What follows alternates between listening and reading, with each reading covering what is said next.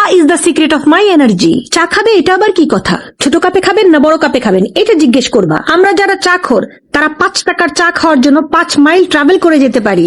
ঝুমঝুম করে বৃষ্টি পড়ছে, ইস 1 কাপ চা হলে ভালো হতো। আরে বাপরে হু হু হু কনকনে ঠান্ডা, উফ 1 কাপ চা হলে ভালো হতো। মাথা ব্যথায় মাথা ছিঁড়ে গেলেও আমরা কিন্তু ওষুধ খাই না, আমরা চা খাই। সেই রকম লেভেলের টেনশন হলেও কিন্তু আমরা চা খাই, 2-3 কাপ খাই। শুধু শীতের দিন না, আমরা কিন্তু 40 ডিগ্রি তাপমাত্রায় প্রচন্ড গরমেও চা খাই। ভালো ফিলিংস হলে চা খাই, দুঃখের ফিলিংস হলে চা খাই। ডিপ্রেশনের বাপদাদার 14 গোষ্ঠী চলে যায় শুধুমাত্র 1 কাপ চা খেলে। আমাদের কোনো ভিটামিনের দরকার হয় না, ভিটামিন টি মানে চা হলেই যথেষ্ট। চা হচ্ছে ভালোবাসা, চা হচ্ছে ইমোশন। চা ছাড়া তো আমার পরাণ আর কিছুই চায় না।